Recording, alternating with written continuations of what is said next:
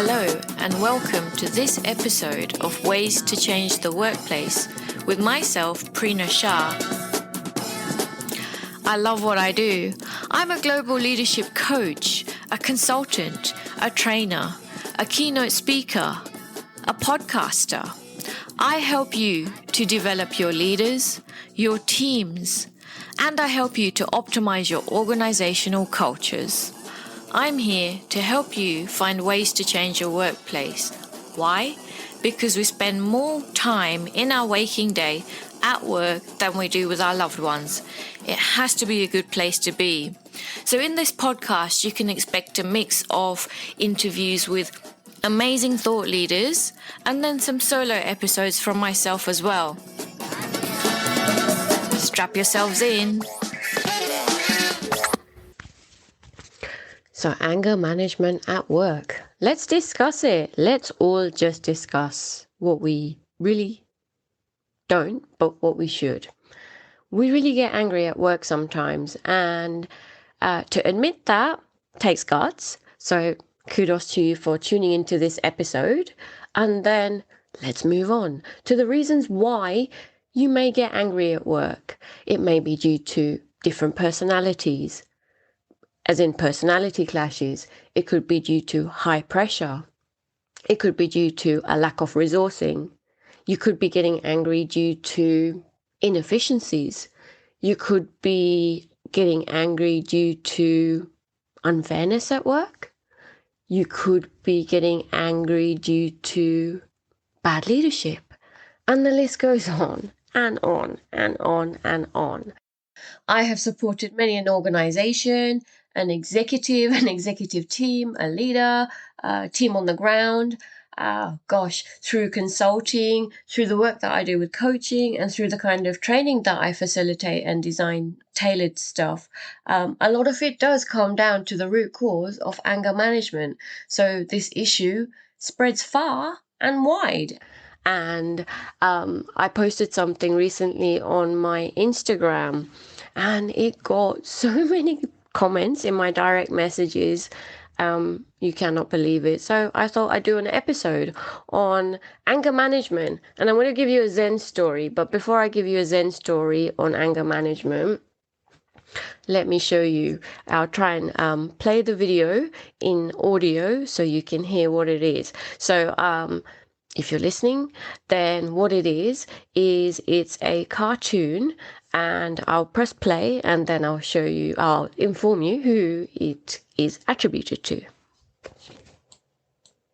I said breathe in, breathe out.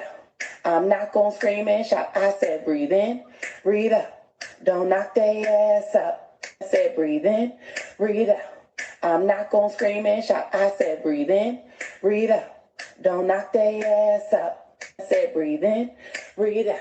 What it is it's a little video in a cartoon form by an account in Instagram called The Introverted Attorney.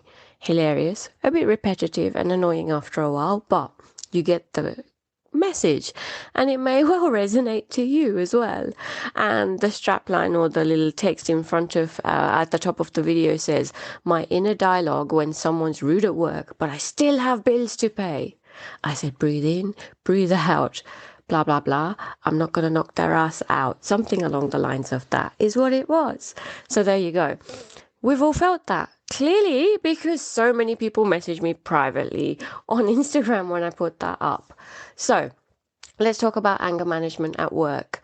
I have felt it. No doubt you have felt it. For all of the above reasons that I have just stated, let's get into a Zen story. That's next. This one is on anger management, and I really want to talk to you about anger management. I'm a calm person usually, but my gosh, I have a temper when triggered, right? So anger management 101, I've got a really good Zen story for you. And what I'll do is in the show notes, I'll put the link to the story as well, because you have to read it. So there are two monks walking along, and they come along a river, and there's a woman with a beautiful long gown standing there, and she can't cross the river because she's going to get her gown wet. So There's an older monk and a younger monk. And the older monk says to her, "Madam, what's up?" And she says, "I can't cross because my outfit's going to get wet." So the older monk lifts her up, carries her across the river, and puts her down at the river's edge on the other side. And then he continues walking with the young monk. And as they're walking, the young monk has attitude. He is being grumpy towards the old monk. And the old monk says to him, "What's up? What's happened? Your demeanor has really changed towards me. I sense anger and some kind of, conflict, or something's not right between us." And the young monk says to the old monk, "You touched that woman. You touched a woman." Really angry is what he was.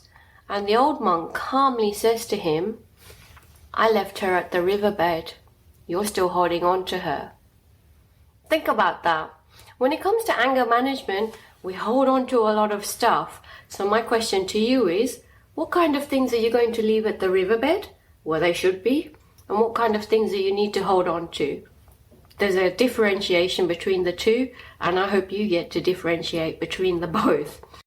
We do have to keep our composure, and that's one way to keep your composure at work, and I reckon generally in life as well. So, if you have any other ideas on how you manage anger management, or if you want to share your tips on calming the farm, so to speak, then please get in touch with me on LinkedIn. I am Prina Shah, and on Instagram, my handle is @prina.shah. I'll see you there or somewhere else. Anger Management 101. I hope it helps you. It certainly helped me.